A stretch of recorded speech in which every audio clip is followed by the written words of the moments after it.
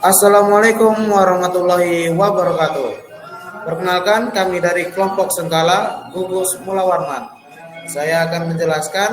Kelompok kami akan menjelaskan materi tentang pendidikan yang berjudul Pendidikan di Masa Pandemi COVID-19 yang akan dijelaskan oleh teman saya, Aksa Nagata Gilardi.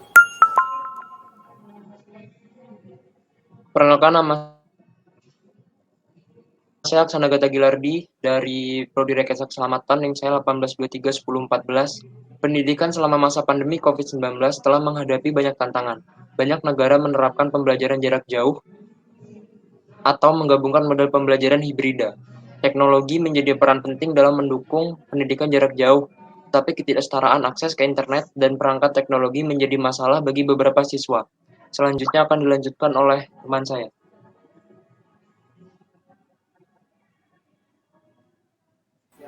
Ya, perkenalkan, nama saya Muhammad Adim Al-Busiro dari Prodi Teknik Industri dengan NIM 12231049. Saya akan melanjutkan materi yang dibawakan oleh teman saya, yaitu selain itu, interaksi sosial dan lingkungan belajar juga dapat mempengaruhi aspek sosial dan kesejahteraan siswa. Pendidik, siswa, dan orang tua harus beradaptasi dengan perubahan ini dan terus mencari solusi untuk memastikan kelangsungan pendidikan yang efektif selama pandemi. Keputusan untuk melakukan belajar di rumah, mengajar di rumah, dan bekerja di rumah memperlihatkan bahwa itulah hal yang paling aman untuk dilakukan pada dunia pendidikan di masa pandemi. Ada beberapa materi yang memang tidak bisa dilakukan secara daring seperti praktikum dan keahlian khusus. Materi yang harus dilakukan secara langsung atau luring ini merupakan pilihan terakhir dalam pendidikan di masa pandemi ini. Sekian dari saya dan akan dilanjutkan oleh teman saya.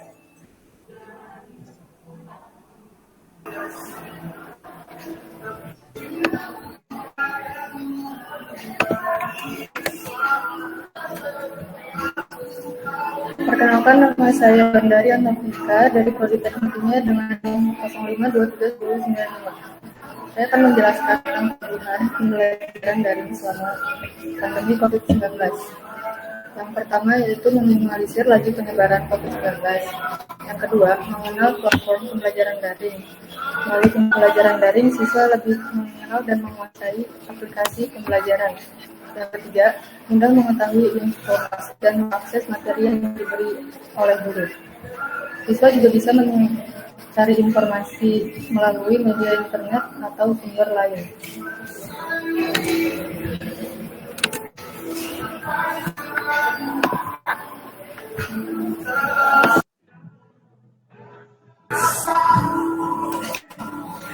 Perkenalkan, nama saya Hana Sabrina dengan NIM 1231027 akan menjelaskan kekurangan selama pandemi COVID-19.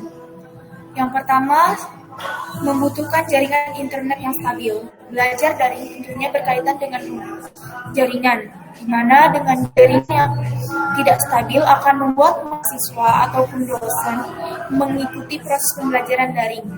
Bagi mahasiswa ataupun dosen yang rumahnya tidak memiliki infrastruktur jaringan, sering sekali mengalami kesulitan pembelajaran daring ini.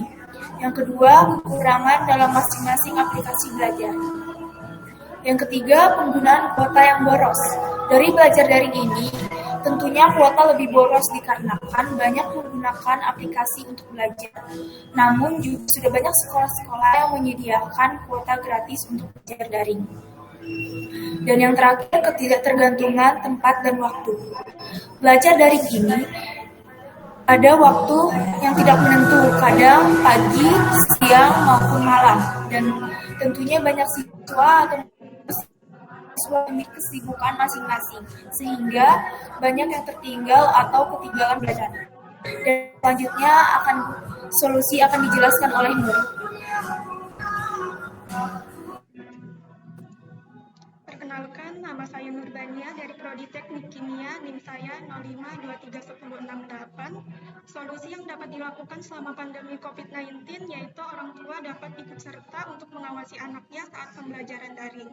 Perbaikan jaringan internet di wilayah yang jaringannya kurang memadai, seperti di pedalaman, dan bantuan subsidi berupa kuota belajar yang diberikan dari pemerintah kepada seluruh pendidikan di Indonesia.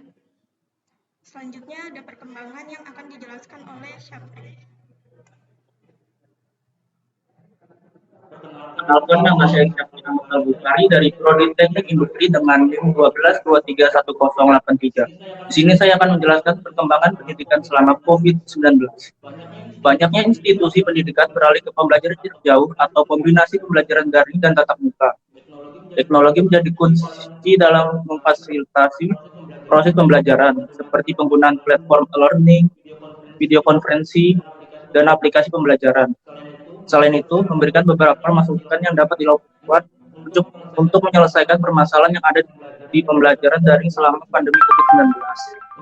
Pembelajaran yang dilakukan secara daring jadi salah satu solusi dalam menjalankan pendidikan di Indonesia di masa pandemi COVID-19 ini, sehingga pembelajaran dapat berjalan dengan baik untuk mencapai tujuan pembelajaran yang sebenarnya. Selanjutnya akan ditutup oleh teman saya.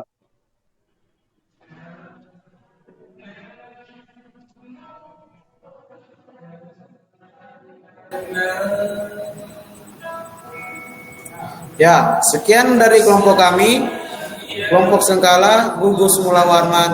Wassalamualaikum warahmatullahi wabarakatuh.